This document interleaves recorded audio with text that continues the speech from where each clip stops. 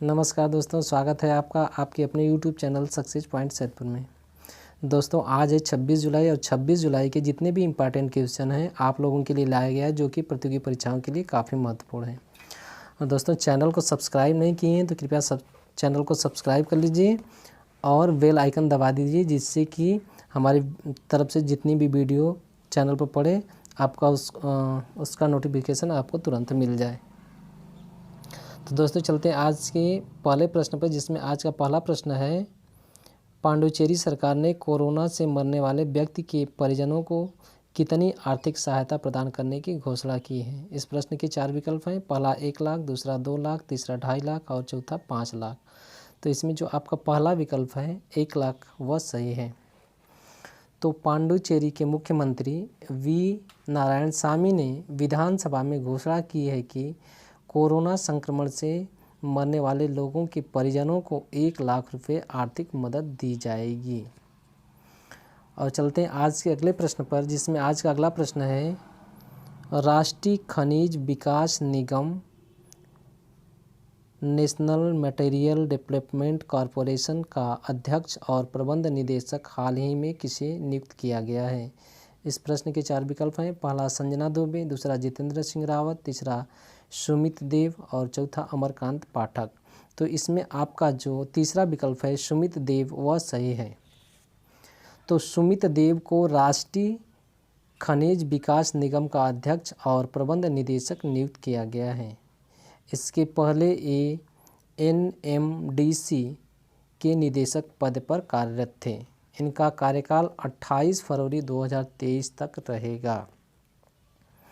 चलते हैं आज के अगले प्रश्न पर, जिसमें आज का अगला प्रश्न है, हाल ही में किस राज्य के काकरापार परमाणु ऊर्जा परियोजना से जुड़े वैज्ञानिकों ने इस संयंत्र की तीसरी इकाई में पहली बार क्रांतिकता प्राप्त की है।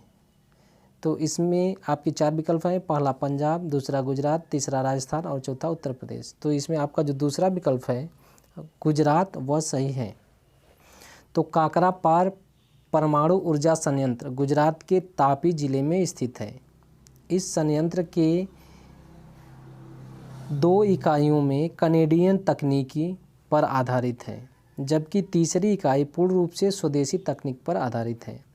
यहाँ पर 700 मेगावाट की क्षमता वाले संयंत्र सामान्य परिस्थिति में कार्यरत है। यह देश का सबसे बड़ा परमाणु संयंत्र है, जो ताप्ती नदी के 80 किलोमीटर दूर स्थित है। चलते हैं आज के अगले प्रश्न पर, जिसमें आज का अगला प्रश्न है, ब्रिक्स CCI के लिए सलाहकार के रूप में हाल ही में किसे नियुक्त किया गया है। इस प्रश्न के 4 विकल्प हैं। पहला आशुतोष सेठ, दूसरा साहिल सेठ, तीसरा साहिल अंसारी और चौथा उपेंद्र सिंह। तो इसमें आपका जो दूसरा विकल्प है साहिल सेठ वह सही है। साहिल सेठ को ब्रिक्स CCI के लिए सलाहकार नियुक्त किया गया है। BRICS chamber of commerce and industries एक मूल संगठन है जो ब्रिक्स के वाणिज्य और उद्योग को बढ़ावा देता है।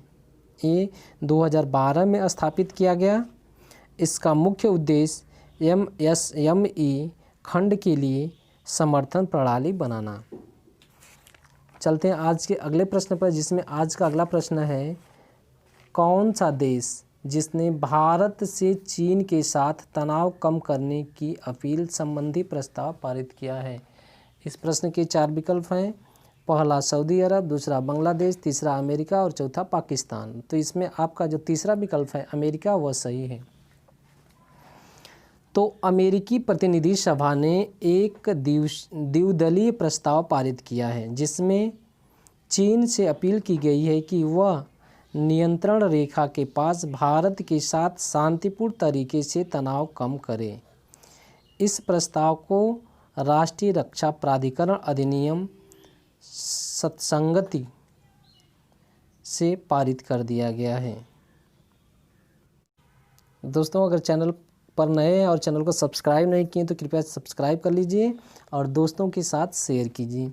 चलते हैं आज के अगले प्रश्न पर, जिसमें आज का अगला प्रश्न है, हाल ही में किस बैंक ने देश के सभी जिलों में सैनिटाइजर और मास्क बांटने का अभियान लॉन्च किया है? इस प्रश्न के 4 विकल्प हैं। पहला बड़ौदा बैंक, दूसरा यूबीआई, तीसरा पीएनबी और चौथा एसबीआई।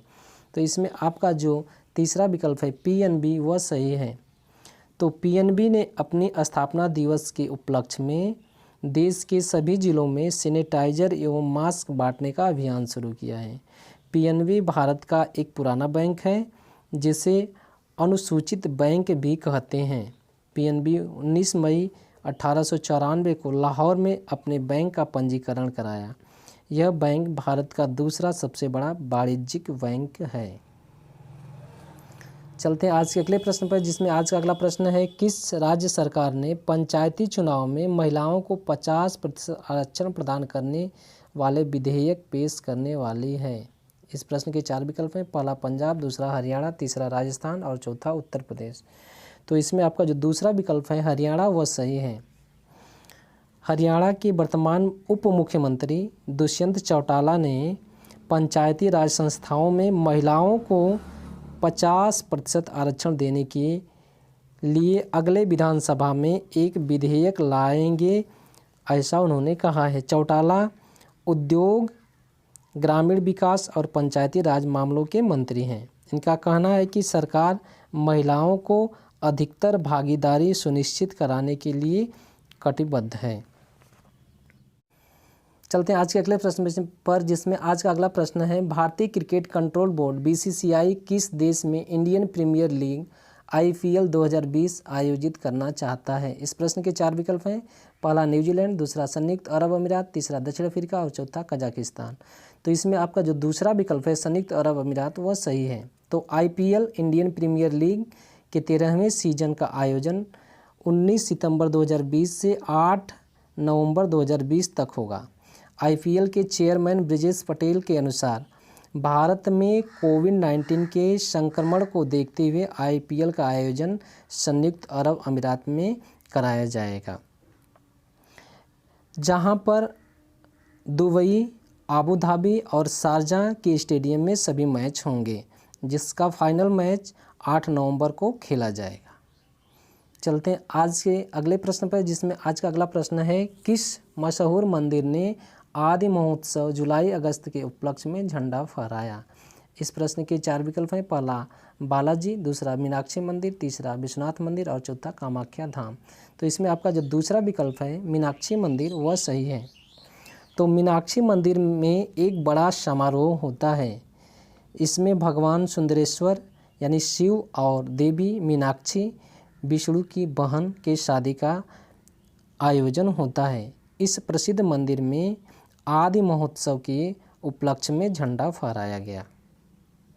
चलते हैं आज के अगले प्रश्न पर, जिसमें आज का अगला प्रश्न है, केंद्र सरकार ने आईटी और बीपीओ कंपनियों के लिए घर से काम करने के लिए जारी निर्देशों की तारीख कब तक के लिए बढ़ा दिया है? इस प्रश्न के 4 विकल्प हैं। पहला 31 अक्टूबर 2020, दूसरा 31 नवंबर 2020, तीसरा 31 दिसंबर 2020 और चौथा 1 जनवरी 2021। तो इसमें आपका जो तीसरा विकल्प है 31 दिसंबर 2020 वह सही है। तो केंद्र सरकार ने आईटी और बीपीओ के कर्मचारियों के लिए घर से काम करने के लिए 31 जुलाई तक समय सीमा निर्धारित की थी।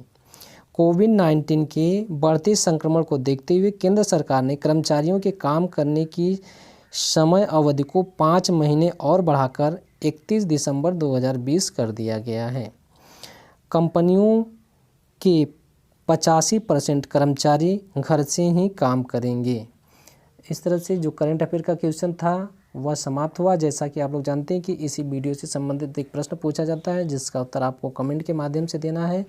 तो आज का प्रश्न है, पंजाब नेशनल बैंक को और किस नाम से जाना जाता है?